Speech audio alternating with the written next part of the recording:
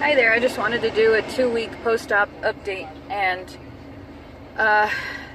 last night I don't know what I did, or the day before, I don't know what I did, but I hurt myself, and now I'm feeling the pain that I had like 3 days in. So it's just like a constant reminder that your muscles are still healing, the nerves that they severed are still healing, so you can hurt yourself anytime before, I don't know, I'm assuming maybe 6 weeks. Like I said, I'm only 2 weeks out, so it feels kind of like a hernia, or when you tear a muscle, that burning and stinging pain that you get when you tear a muscle. That's what it feels like, but I'm feeling it on my right side, from my navel to my hip, and then that nerve pain spreads down to the middle of my thigh. So fortunately I have a little bit of understanding how the nervous system works and all that sort of thing, just a basic understanding. So I understand that it's, a lot of it is referred pain, which what that means is that it's a pain originating in one spot, but since the nerves are all connected, or at least they reattached, it refers to another place. So you could have say for example, because I took massage therapy, so say for example you have a knot, right here in your chest. You're going to feel it not only here but elsewhere. It's going to radiate to your arm, it could radiate to your back, all depending on if it's settled by a nerve. So anyway, the incision looks to be completely healed. There's no fever, there's no pus, there's no leaking, no nothing. It's just internal, and it's kind of like, once again, you worked out really hard to where you could barely, like say you did leg day, you worked out so hard on leg day that you couldn't walk the next day, and you were in utter pain. Well, then you decide the day after to do more leg day. That's kind of what it feels like. Very good. So that's about it for now for the post-op. Also, I'm starting to track my ovulation, which I've never done before, so this is completely new territory to me. And I was starting from, I started on a cycle day 10, which means 10 days after my period had started. And on that 10th day, I noticed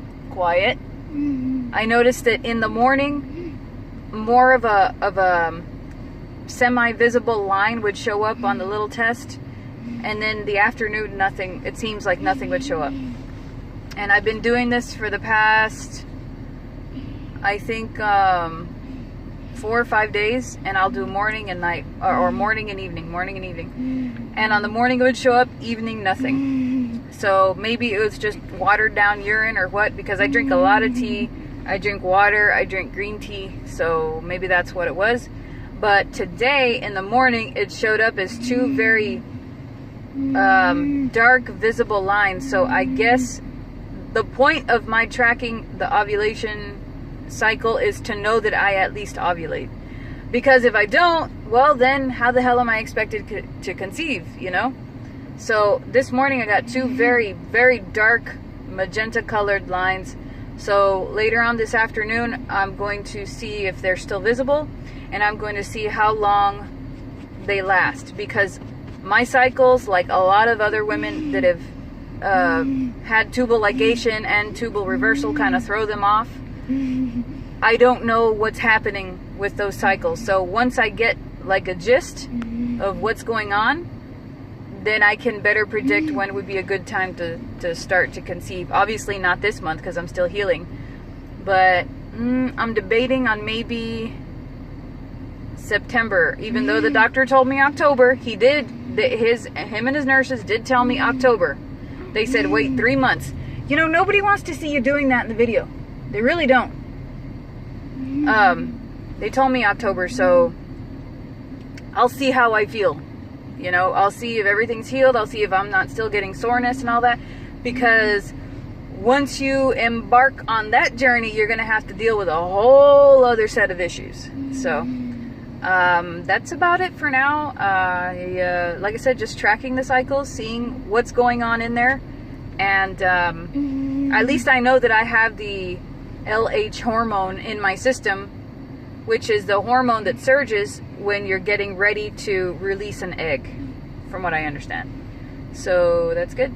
And I mean, contrary to how you see me in these videos, I was actually, I like how I say was, I was actually a really good mother when he was an infant. I mean, I was like friggin' an awesome, really, really awesome parent to an infant and a toddler. It's just when he got older, he started developing his own personality, and there's only so much I can do. So anyway, we'll see you next time, and bye, say bye.